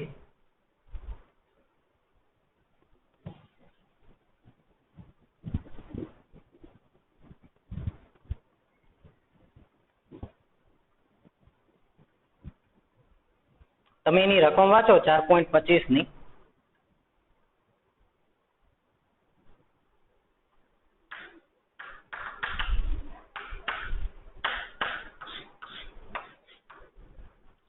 તો એમાં તમને એવું કીધું છે કે 20 આટા અને 10 સેન્ટીમીટર ત્રિજ્યા ધરાવતું એક વર્તુળાકાર ગુચળું તેના સમતલમાં 0.10 ટેસ્લાના નિયમિત ચુંબકીય ક્ષેત્રને લંબરૂપે રહેલું હોય અને ગુચળામાંથી 5 એમ્પિયર પ્રવાહ વહેતો હોય તો ટોર્ક કેટલું અને બળ કેટલું? હવે તમે અહીંયા વિચાર કરો કે તમને એવું કીધું છે કે ભાઈ ઈ જે ચુંબકીય ક્ષેત્ર છે એને લૂપ કેવી રીતે છે? લંબરૂપે છે. હવે લૂપ ચુંબકીય ક્ષેત્રને લંબરૂપે હોય તેનો ક્ષેત્રફળ સદિશ ચુંબકીય ક્ષેત્રને કાં તો સમાંતર કાં તો પ્રતિ સમાંતર હશે. આ રીતે જો તો એને શું કીધું છે? માની લો કે આ ચુંબકીય ક્ષેત્ર છે. ચાલો, અને લૂપ કેવી રીતે રાખ્યું છે? તો કે ચુંબકીય ક્ષેત્રને લંબરૂપે. જો તો લૂપ ચુંબકીય ક્ષેત્રને લંબરૂપે. હવે તમે કોઈ પણ દિશામાં પ્રવાહ પસાર કરો. માનો કે આમ થાય. ચાલો, જો આમ થાય તો આની ડાયપોલ મોમેન્ટ કઈ દિશામાં આવશે? બહાર તરફ. તો એ અને બી વચ્ચે, એટલે કે એમ અને બી વચ્ચે 180 ડિગ્રીનો ખૂણો બીનો. અને જો પ્રવાહ આમ પસાર થાય તો એમ અને બી વચ્ચેનો ખૂણો 0. તો આની ડાયપોલ મોમેન્ટ આમ. તો એમ અને બી વચ્ચેનો ખૂણો 0 થયો. ટૂંકમાં ચુંબકીય ડાયપોલ મોમેન્ટ અને ચુંબકીય ક્ષેત્ર વચ્ચેનો ખૂણો કાં તો 0 કાં તો 180 ડિગ્રી હશે. જો ચુંબકીય ક્ષેત્ર લૂપને લંબરૂપે હોય. એને એવું નથી કીધું કે ડાયપોલ મોમેન્ટને લંબરૂપે, ક્ષેત્રફળ સદિશને લંબરૂપે. લૂપને લંબરૂપે છે ચુંબકીય ક્ષેત્ર. એટલે તમે એમ વિચારો કે લૂપને લંબરૂપે છે એટલે θ90. એવું ન બને. લૂપને લંબરૂપે હોવું મતલબ શું? θ0. બરાબર. શું કામ થીટા 0? કેમ કે આનો ક્ષેત્રફળ સદિશ પાછો આને લંબરૂપે જ હોય ને, એટલે કાં તો આનો ક્ષેત્રફળ સદિશ આમ હોય કાં તો આમ લઈ શકાય. ક્ષેત્રફળ સદિશ બે માંથી ગમે દિશામાં લઈ શકાય. પણ આપણે ડાયપોલ મોમેન્ટ આરે વાત કરવી છે, તો ડાયપોલ મોમેન્ટની દિશા કઈ હોય? કે ડાયપોલ મોમેન્ટ કાં તો અંદર કાં તો બહાર, કાં તો ખૂણો 0 કાં તો 180. પ્રવાહની દિશાની કોઈ ચર્ચા નથી કરી, પણ એ નક્કી અહીંયા થઈ ગયું કે જો લૂપ ચુંબકીય ક્ષેત્રને લંબરૂપે હશે તો થીટા કેટલો હશે? કાં 0 કાં 180. અને તેથી અહીંયા લાગતું ટોર્ક કેટલું હશે? 0 હશે. તો આપણે પહેલો જવાબ લખીએ અહીં.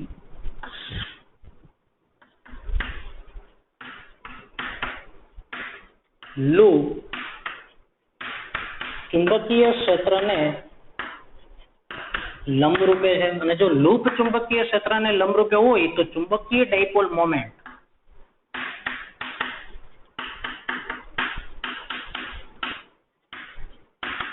એમ માટે m is parallel to શું થાય? b. અને m is parallel to b, અને તેથી ટોર્ક બરાબર mb sin થીટા મુજબ, બોલો તો આ બે પેરેલલ છે તો ટોર્ક શું થઈ ગયું? 0. બરાબર. 0 કે 180 જે હોય ટોર્ક 0 આવશે. બીજું તમને એવું કીધું છે કે બળ કેટલું હોય, તો બળ માટે તમને પહેલાય ભણાવી દીધું. સમાન ચુંબકીય ક્ષેત્રમાં કોઈ પણ લૂપ રાખો તેની ઉપર લાગતું બળ 0 જ હોય. શા માટે બળ 0 હોય? તો કે સામે વિરુદ્ધ દિશામાં જો તો અહીંયા આપણે સ્થાયી સંતુલન માટે વિચારીએ. બરાબર. અસ્થાયી સંતુલન હોય તો બળ 0 જ હોય, પણ બળો અંદર તરફ લાગશે આમ સામે.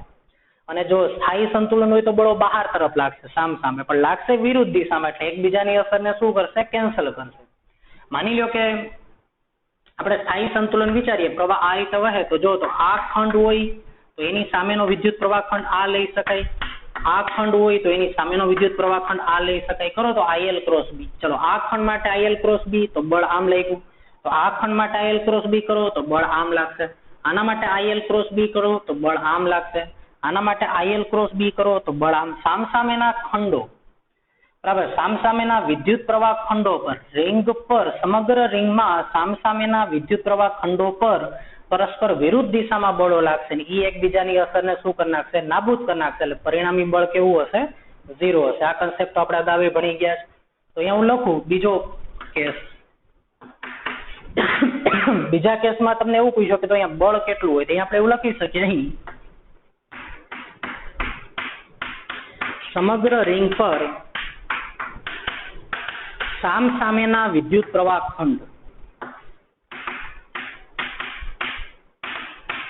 પર લાગતું ચુંબકીય બળ પરસ્પર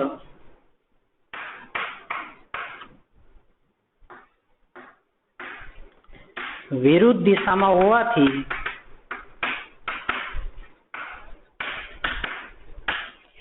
એકબીજાની અસર નાબૂદ કરશે અને તેથી પરિણામી બળ શું થઈ ગયું? 0. પરિણામી બળ શું આવશે? 0. ત્રીજો ઓપ્શન વાંચો કે ચુંબકીય ક્ષેત્રના કારણે ગૂંચળાના તારમાંના દરેક ઇલેક્ટ્રોન ઉપર લાગતું સરેરાશ બળ કેટલું હશે? એટલે કે હવે આ જે ગૂંચળાની અંદર જે ઇલેક્ટ્રોન ફરે છે એ ચુંબકીય ક્ષેત્રમાં જ ફરે છે. જો તો બાહ્ય ચુંબકીય ક્ષેત્ર B માં, તો એની ઉપર લાગતું બળ કેટલું હશે? ચાલો હવે આપણે એની ચર્ચા કરીએ.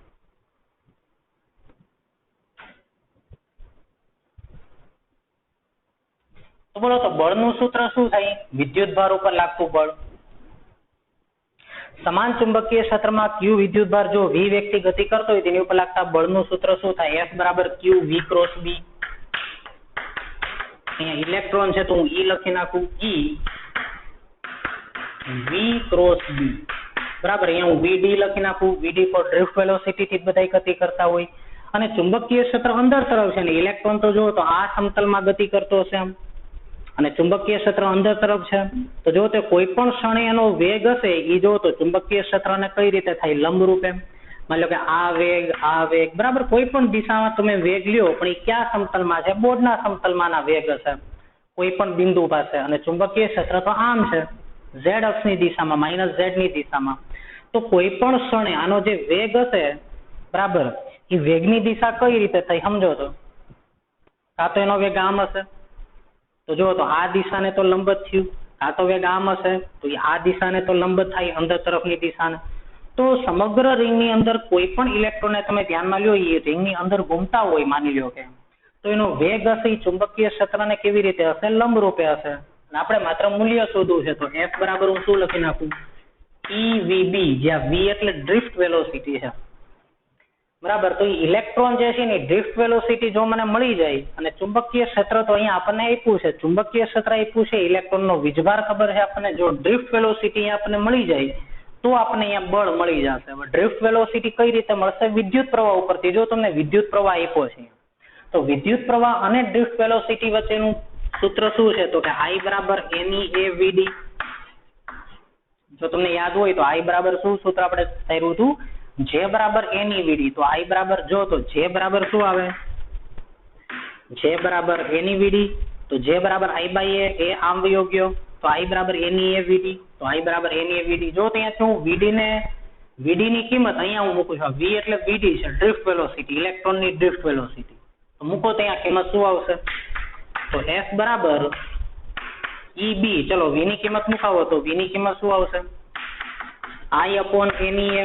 જો ત્યાંથી E કેન્સલ થઈ ગયા તો BI upon NA. આવું સૂત્ર બન્યું. હવે અહીંયા થોડુંક સમજો કે જ્યાં N એટલે ક્યાં? તો કે આ N એટલે ઇલેક્ટ્રોનની સંખ્યા ઘનતા. પછી A એટલે આ A અહીંયા એવા છે. જો તો આ A એટલે આ A છે. હવે ઇલેક્ટ્રોનની ડ્રિફ્ટ વેલોસિટી, પ્રવાહ ઘનતા, આ સૂત્ર આપણે થર્ડ ચેપ્ટરમાં જ્યારે સાબિત કર્યું હતું ત્યારે યાદ કરો તો A શું હતું?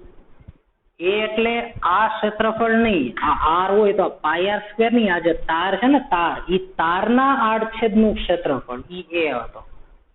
બરાબર, જો અહીંયા લખી દઉં A એટલે છે આ રિંગનું ક્ષેત્રફળ નહીં, જે આપણે ડાયપોલ મોમેન્ટની અંદર વાપરીએ છીએ કે ભાઈ M બરાબર IA.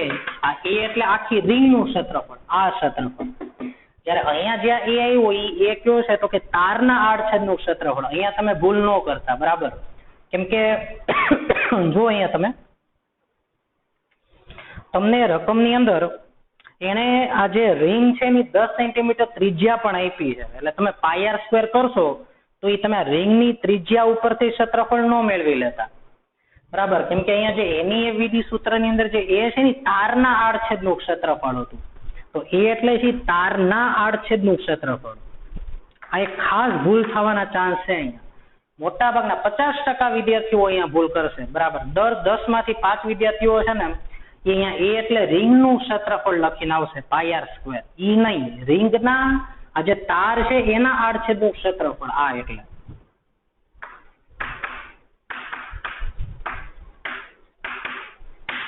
અને N એટલે શું છે? ઇલેક્ટ્રોનની સંખ્યા ઘનતા.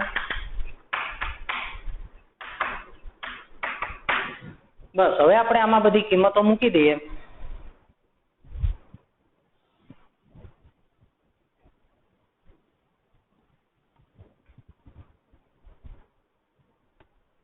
તો F બરાબર, બોલો તો બાહ્ય ચુંબકીય ક્ષેત્ર આપણને કેટલું આપ્યું છે આ દાખલામાં? 0.1 ટેસ્લા, એટલે કે 0.10, એટલે કે હું 0.1 લખું. વિદ્યુત પ્રવાહ આપણને કેટલો આપ્યો છે? 5 એમ્પિયર. વિદ્યુત પ્રવાહ 5 એમ્પિયર. ઇલેક્ટ્રોનની સંખ્યા ઘનતા તમને આપી હશે. જો સૌથી નીચે 6 × 10⁻29 અને આડછેદનું ક્ષેત્રફળ એ તમને ડાયરેક્ટ આપી દીધું છે. આડછેદનું ક્ષેત્રફળ 10⁻5. હવે બુકની અંદર જે દાખલો કર્યો છે, આનું જે સોલ્યુશન છે બુકની અંદર, પાછળ જે જવાબ આપ્યો છે એની અંદર ઈ લોકોએ આ 6 ને ધ્યાનમાં નથી લીધા. 10⁻29 બહુ મોટી કિંમત હોવાથી સહગુણકને ધ્યાનમાં નથી લેતા અને એટલા માટે ઈ લોકોને જે જવાબ આવે છે ઈ કંઈક અલગ જવાબ આવે છે જે બુકની પાછળ છે. અને આપણે જો આ 6 ને ધ્યાનમાં લઈએ તો અલગ જવાબ આવશે, પણ આપણે 6 ને ધ્યાનમાં લેવા છે. જો હવે તમે આનું સાદુરૂપ આપી દેશો તો તમને જવાબ મળી જાય છે 8.33 10⁻26.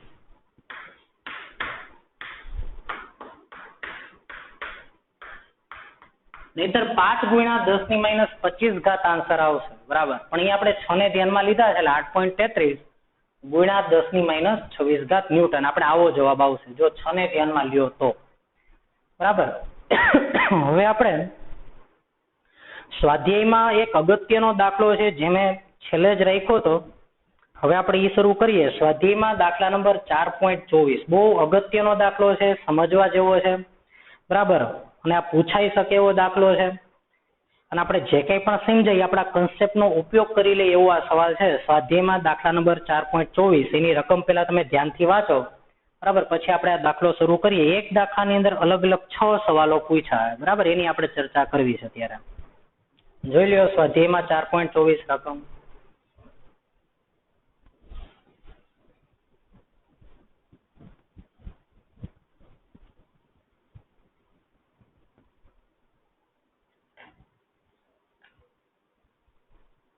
સ્વાધ્યાયમાં દાખલા નંબર 4.24.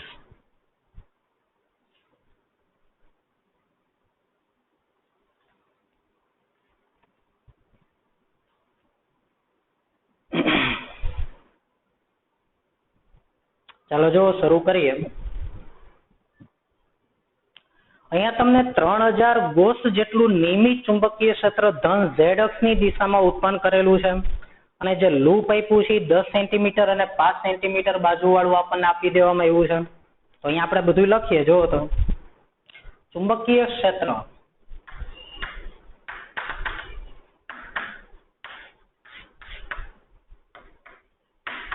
કેટલું આપ્યું છે? ચુંબકીય ક્ષેત્ર 3000 ગોસ. તો યાદ કરો તો મેં તમને એવું સમજાવ્યું હતું જે તે સમયે. એક ગોસ એટલે થાય 10⁻⁴ ટેસ્લા, બરાબર. તો 3000 ગોસ એટલે કેટલા થાય? તો કે 3000 ગુણ્યા 10⁻⁴ ટેસ્લા. એટલે કે ચુંબકીય ક્ષેત્ર અહીંયા આવી ગયું 0.3 અને કઈ દિશામાં કીધું છે? તો કે પ્લસ ઝેડ ધન ઝેડ અક્ષની દિશામાં કીધું છે. એટલે કે કે કેપની ડાયરેક્શનમાં એને કીધું છે. કે કેપ. તો ચુંબકીય ક્ષેત્ર થઈ ગયું. પછી શું કીધું છે આગળ? કે 10 સેન્ટીમીટર અને 5 સેન્ટીમીટર બાજુ વાળું એક લંબચોરસ લૂપ આપ્યું છે. તો લૂપનો એરિયા કેટલો થશે? તો કે 10 સેન્ટીમીટર ગુણ્યા 5 સેન્ટીમીટર એટલે કે 50. એવા અહીંયા 10 અને 5 એટલે કેટલા થયા? 50. અને સેન્ટીમીટર તો 10 ની કેટલી ઘાત થઈ? -4 ઘાત, બરાબર. તો અહીંયા 50 ગુણ્યા 10⁻⁴ ઘાત આ એરિયા થયો લૂપનો. કેમ કે લંબાઈ ગુણ્યા પહોળાઈ, તો 10 સેન્ટીમીટર લંબાઈ કીધી છે. 10 સેન્ટીમીટર લંબાઈ અને 10 સેન્ટીમીટર અને 5 સેન્ટીમીટર એની બાજુના માપ થયા લંબચોરસ છે એટલે. તો 10 ગુણ્યા 5 એટલે 50 ગુણ્યા 10⁻⁴ ઘાત મીટર સ્ક્વેર. એટલે કે અહીંયા હું લખી નાખું 5 ગુણ્યા 10⁻³ ઘાત મીટર સ્ક્વેર. અને એમાંથી વહેતો પ્રવાહ I એ પણ ફિક્સ જ છે 12 એમ્પિયર. તો અહીંયા 12 એમ્પિયર. તો બોલો તો ચુંબકીય ડાયપોલ મોમેન્ટ કેટલી થશે? m બરાબર એનું મૂલ્ય કેટલું થશે? m બરાબર Im. 12 પંચા ને 60. તો 6 ગુણ્યા 10⁻² ઘાત એમ્પિયર ઇન્ટુ મીટર સ્ક્વેર હું લખી નાખું. જો તો 12 પંચા 60 એટલે 6 અને 1 0 છે અહીંયા કેન્સલ થઈ ગયા એટલે 10⁻² ઘાત એમ્પિયર ઇન્ટુ મીટર સ્ક્વેર. તો તમને m અને b મળી ગયા. હવે એને શું કર્યું? m ને એને અલગ અલગ ડાયરેક્શનમાં રાખ્યા, લૂપને અલગ અલગ દિશાઓમાં રાખ્યું અને તમને પૂછ્યું છે કે કઈ દિશામાં ટોર્ક લાગે અથવા તો કેટલું ટોર્ક લાગે, એની તમારે ડાયરેક્શન કહેવાની, ટોર્ક કેટલું લાગે બધું એ આપણે ગણવાનું છે. તો હવે એમાં સૌથી પહેલો કેસ આપણે લઈએ આકૃતિ A માટે. આપણે અહીંયા દરેક કેસની ચર્ચા કરીએ. એમાં હું સૌથી પહેલા આકૃતિ A માટે ચર્ચા કરું. ચાલો જોવો તો અહીંયા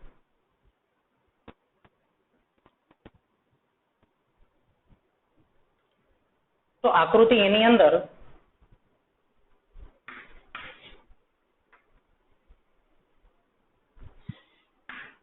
બુક પ્રમાણે આપણે આકૃતિ દોરીએ. y અક્ષ અને z અક્ષ, y અને z આ રીતે લંબચોરસ લૂપ મૂક્યું છે. અને લંબચોરસ લૂપ જો આ રીતે મૂક્યું હોય એમાંથી એને આ દિશામાં પ્રવાહ પસાર કર્યો છે. જોઈ લો લંબચોરસ લૂપ આપણું, અને એમાં આ દિશામાં પ્રવાહ પસાર કર્યો છે. અને બહાર તરફની અક્ષને કઈ અક્ષ કીધી છે? એક્સ અક્ષ. બરાબર, આ છે એક્સ અક્ષ. એને આમ નથી સમજવાનું, બહાર તરફ. ચલો હવે આ દાખલા માટે મને આ બધું ડેટા લખાવો. તો બોલો બી બરાબર શું છે? ઓકે, બી બરાબર 0.3 કે કેપ ટેસ્લા.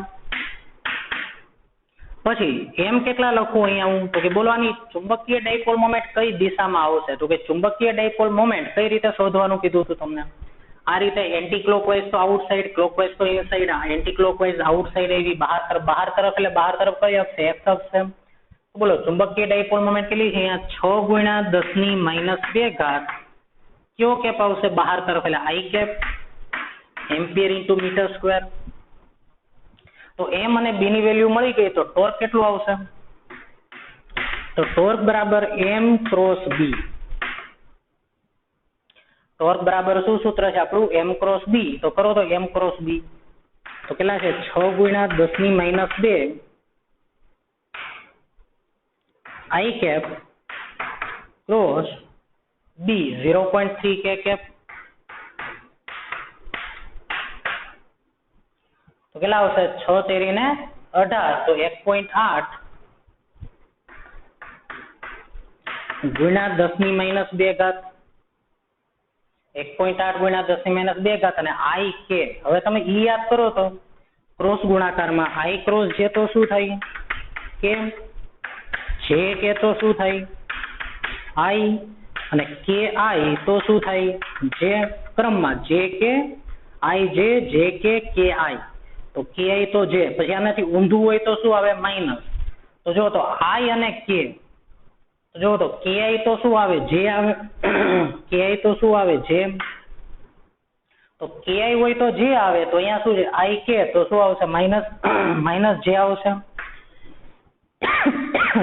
તો અહીંયા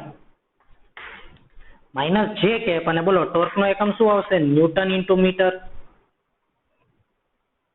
તો આટલું ટોર્ક આવ્યું 1.8 10⁻², જે કેપ ન્યૂટન ઇન્ટુ મીટર. તો અહીંયા ટોર્ક કઈ અક્ષને અનુલક્ષીને લાગ્યું? જે કેપને અનુલક્ષીને. એટલે કે આનું ભ્રમણ કઈ દિશામાં થશે? તો કે આની કઈ ધરીને અનુલક્ષીને ભ્રમણ થઈ શકે? તો કે ભાઈ વાય અક્ષને અનુલક્ષીને. વાય અક્ષ એટલે કઈ અક્ષ થઈ? આને અનુલક્ષીને આ દિશાને, એટલે કે વાય અક્ષ એટલે આ જ નહીં એમ, પછી આમાં ગમે એમ લઈ શકાય. આ બધી લાઈન વાય અક્ષ જ કહેવાય. બરાબર, તો એ વાય અક્ષને અનુલક્ષીને ભ્રમણ કરી શકશે. એટલે આ રીતે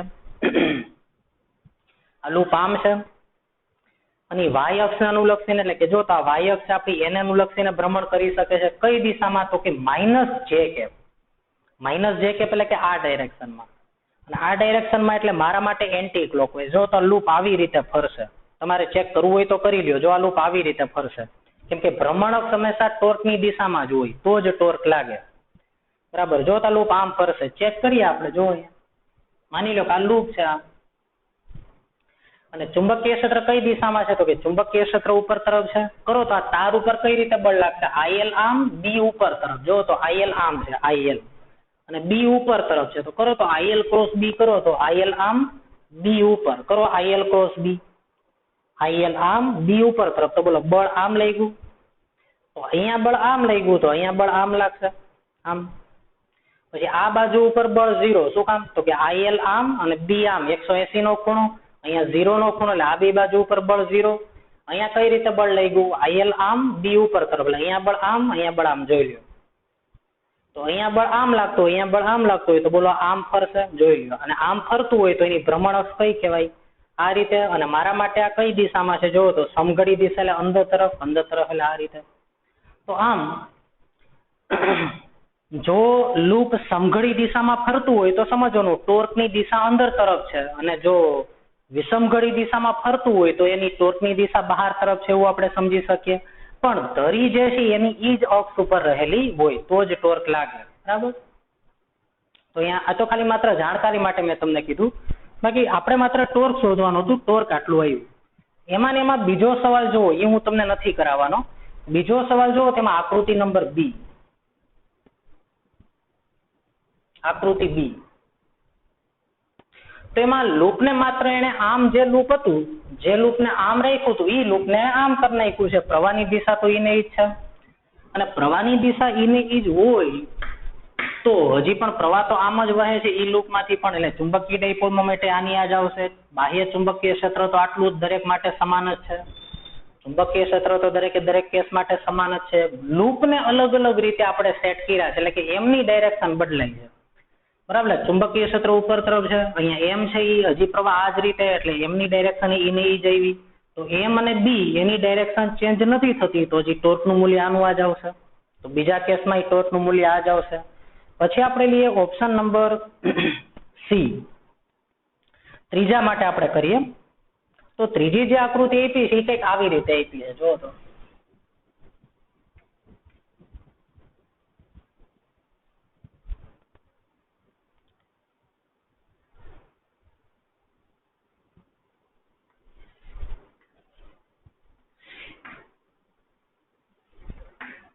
હવે જો તો લૂપને એને કઈ રીતે રાખ્યું છે, તો કે લૂપને આ રીતે અહીંયા રાખી દેવામાં આવ્યું છે.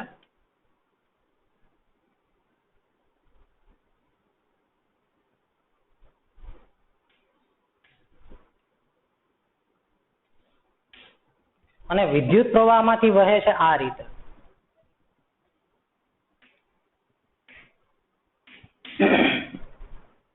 હવે તમને અહીંયા ખબર પડી જવી જોઈએ કે આ લૂપ એટલે ક્યુ સમતલ થયું. જો તો આ કઈ અક્ષ છે? વાય. આ કઈ છે? ઝેડ. આ કઈ છે? એક્સ. પણ આ એક્સ એટલે રિયલમાં આમ નથી, આ એક્સ એટલે આમ છે, આમ. એટલે આ એક્સ અક્ષ અને આ ઝેડ અક્ષ, એટલે એક્ઝેડ સમતલમાં લૂપ છે. એટલે આ લૂપ ખરેખર આમ છે. તમે ત્રિપરિમાણમાં વિચારો તો આ લૂપને આમ રાખવામાં આવ્યું છે આ રીતે. કેમ કે જો તો આ વાય અક્ષ, એની આ ધાર જે છે પાછળની ધાર એ ઝેડ અક્ષ ઉપર છે, નીચેની ધાર એક્સ અક્ષ ઉપર છે. એટલે એક્સ અક્ષ એટલે બહાર તરફ લઈ આ સમતલ થયું. અને એમાંથી જો તો આ રીતે પ્રવાહ વહી રહ્યો હોય તો મારા માટે કઈ દિશામાં જો તો આ પ્રવાહ ક્લોકવાઇઝ થયો. બરાબર. અને જો આ ક્લોકવાઇઝ પ્રવાહ હોય તો ચુંબકીય ડાયપોલ મોમેન્ટ જો તો અંગૂઠો પ્રવાહની દિશામાં રહી, એમ જો તો આમ તો અંગૂઠો અંદર તરફ આ ડાયરેક્શન, અને આ ડાયરેક્શન એટલે કઈ ડાયરેક્શન થઈ? માઇનસ જે કેપ માઇનસ વાય દિશા. એટલે જો તો પ્લસ વાય આમ છે તો માઇનસ વાય આમ, તો માઇનસ વાય દિશામાં એની ડાયપોલ મોમેન્ટ. તો આમ એમ બરાબર 6 × 10⁻² એમ્પિયર ઇન્ટુ મીટર સ્ક્વેર કઈ ડાયરેક્શનમાં? તો કે માઇનસ જે કેપ ડાયરેક્શનમાં આવશે. અને માઇનસ જે કેપ ડાયરેક્શનમાં અહીંયા આવ્યું એની મેગ્નેટિક ડાયપોલ મોમેન્ટ. અને ચુંબકીય ક્ષેત્ર તો એઝ ઇટ ઇઝ છે 0.3 કે કેપ દરેકે દરેક કેસ માટે 0.3 કે કેપ ટેસ્લા. તો બસ ફરી પાછો આપણે ટોર્ક મેળવીએ તો ટોર્ક બરાબર શું અહીંયા આવશે? એમ ક્રોસ બી. અને એમ ક્રોસ બી તો ફરી પાછું એની સ્ટોરી અહીંયા આવી ગઈ. જો તો 6 × 10⁻² માઇનસ જે કેપ ક્રોસ 0.3 કે કેપ. તો કરો તો 6 તેરી ને 18, તો ફરી પાછો ઈ જવાબ આવ્યો 1.8 × 10⁻² ન્યૂટન ઇન્ટુ મીટર. ડાયરેક્શન કયો તો? જો તો જે કે તો શું આવે? આઈ. તો જે કે તો આઈ, પણ અહીંયા તો માઇનસ જે છે એટલે અહીંયા શું આવશે? માઇનસ આઈ. માઇનસ આઈ આગળ લઈ લો, ન્યૂટન ઇન્ટુ મીટર. જે કે હો તો આઈ આવે, અહીંયા માઇનસ જે છે તો માઇનસ આઈ આવ્યા. માઇનસ આઈ આગળ લઈ લીધી તો મને ટોર્ક મળી ગયું. બોલો આ ટોર્ક એટલે કે આ કઈ અક્ષને અનુલક્ષીને ભ્રમણ કરી શકે? તો કે એક્સ દિશામાં રહેલી અક્ષને અનુલક્ષીને ભ્રમણ કરી શકે. કેમ કે આની ઉપર લાગતું ટોર્ક આઈ કેપની દિશામાં છે. હવે તમે ચેક કરી લ્યો, આઈ કેપની દિશામાં ટોર્ક એટલે કે એક્સ અક્ષને અનુલક્ષીને ટોર્ક લઈ ગયું, એટલે લૂપ આવી રીતે છે. બોલો તાની કઈ અક્ષ થઈ? તો કે ટોર્ક જે છે એ ભ્રમણ અક્ષની દિશામાં હોય તો જો તેની ભ્રમણ અક્ષ આમ હોઈ શકે એક્સ અક્ષની દિશામાં. એટલે અને ટોર્ક એનું કઈ દિશામાં લાગ્યું? તો કે માઇનસ આઈ કેપ, એટલે કે આમ ટોર્ક લાગે છે. તો બોલો આ કઈ રીતે ફરતું હશે? સમઘડી. આ લૂપ આમ હતું એ સમઘડી ફરશે. જો આમ ચેક કરવું હોય તો કરો. જો તો અહીં આપણે ચેક કરીએ. બરાબર, આમ ફરશે એવું મેં તમને કીધું. ચલો ચેક કરીએ. બોલો તો ઉપરના તારમાંથી કઈ રીતે બળ લાગે છે? આમ. ચુંબકીય ક્ષેત્ર ઉપર તરફ કરો તો આઈએલ ક્રોસ બી કરો. કેમ કે આ તાર ઉપર ચુંબકીય ક્ષેત્રના કારણે લાગતું બળ આઈએલ ક્રોસ બી.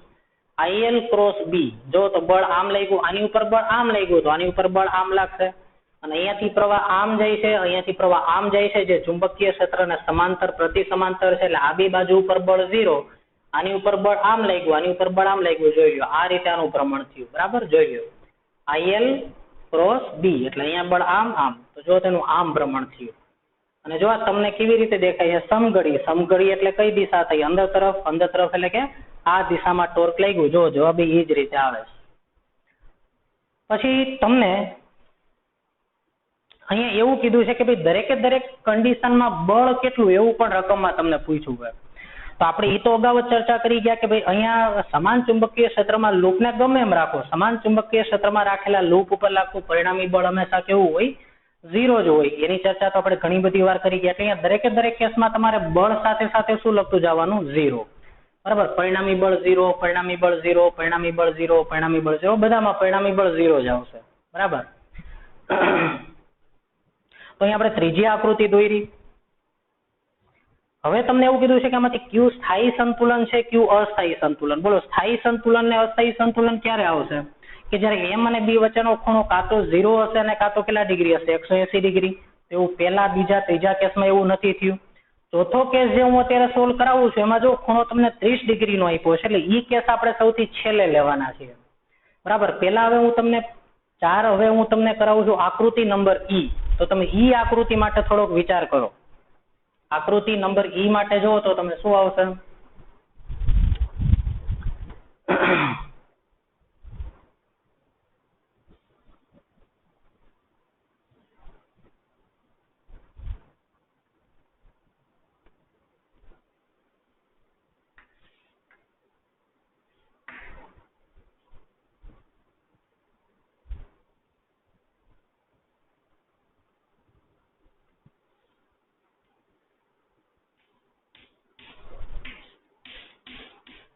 જો તો આવી રીતે લૂપ રાખ્યું છે અને પ્રવાહ કઈ દિશામાં વહી રહ્યો છે, જો તો કે પ્રવાહ આ દિશામાં વહે છે આ રીતે. તો હવે તમને ખબર પડી ગઈ હશે લૂપ કઈ રીતે રાખ્યું છે. જો તો લૂપને આવી રીતે રાખ્યું છે અને પ્રવાહ છે આમ વહે છે, જો તો આમ. અને જો આને ઉપરથી જો તો આ મારા માટે કઈ દિશામાં કહેવાય, વિષમઘડી દિશામાં પ્રવાહ આમ વહેતો હોય તો મારા માટે અત્યારે પ્રવાહ વિષમઘડી દિશામાં છે, તો આની ડાયપોલ મોમેન્ટ ઉપર તરફ આવશે. ઉપર તરફ એટલે કઈ ડાયરેક્શન, k કેપ. તો હવે આની ડાયપોલ મોમેન્ટ k કેપ, તો અહીંયા હું લખી નાખું k કેપ.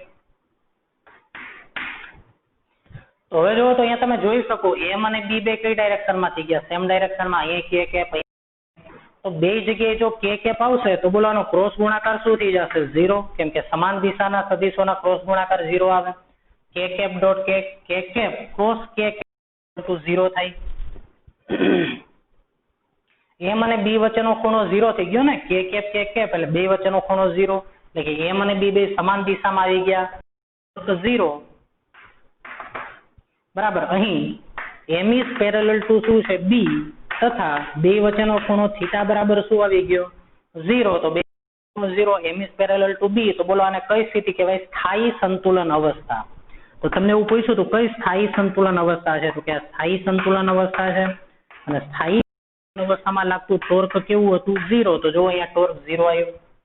પછીની આકૃતિ તમે જુઓ તો છેલ્લી આકૃતિમાં એને શું કીધું છે, તો કે છેલ્લી આકૃતિમાં એને માત્ર પ્રવાહની દિશા ઉલટાવી નાખી. પ્રવાહ આમ હતો એની બદલે હવે એને પ્રવાહ આમ કરી નાખ્યો અને પ્રવાહ આમ થઈ ગયો. તો હવે હું ચુંબકીય ડાયપોલ મોમેન્ટ છે મેં પેલા ઉપર તરફ લીધી, તો ડાયપોલ મોમેન્ટની દિશા માઇનસ k કેપ આવી ગઈ. ચુંબકીય ક્ષેત્ર k કેપ છે. હજી પણ જો તો M is parallel to the B છે, M અને B વચ્ચેનો ખૂણો 180 ડિગ્રી છે. ને 180 તો હજી પણ ટોર્ક કેટલું આવશે, 0 જ આવશે. પણ 180 નો ખૂણો હોય તો શું કહી શકાય, તો કે M is parallel to B છે પણ બે વચ્ચેનો ખૂણો 180 ડિગ્રી છે અને 180 હોય તો કહેવાય સંતુલન અવસ્થા. પણ આને આપણે કેવી અવસ્થા કીધી હતી, અસ્થાયી સંતુલન અવસ્થા. કેવી અવસ્થાને કહેવાય, અસ્થાયી સંતુલન અવસ્થા. ફરી એકવાર જો તો M અને B બે સેમ ડાયરેક્શનમાં હોય તો કઈ અવસ્થા કહેવાય, સ્થાયી સંતુલન અવસ્થા. M અને B વચ્ચેનો ખૂણો જો તો માની લો કે 90 ડિગ્રી હોય તો આને કહેવાય અસ્થાયી અવસ્થા, અસંતુલિત અવસ્થા કહેવાય. અને M અને B વચ્ચેનો ખૂણો 180 ડિગ્રી હોય તો આને શું કહેવાય, અસ્થાયી સંતુલન અવસ્થા કહેવાય. એટલે કે આને સેજ એવી તમે ડાયપોલને હલાવો એટલે તરત દિશામાં આવી જશે, B ની દિશામાં. બરાબર. એટલે આ બે કેસમાં ટોર્ક નહીં લાગે પણ આ સ્થાયી સંતુલન અવસ્થા છે અને આને કેવી કહેવાય, અસ્થાયી. આને હું સેજ એવી આમ હલાવું એટલે તરત જ આ ડાયપોલ બી આમ આવી જશે. જો તો આમ. અને જ્યારે આને હલાવો તો એ પાછી હતી એમનેમ જ થઈ જશે. એટલે આ સ્થાયી સંતુલન કહેવાય, આ અસ્થાયી સંતુલન અવસ્થા કહેવાય, આ સંતુલિત અવસ્થા. તો આમ આકૃતિ નંબર ઈ કઈ આકૃતિ છે?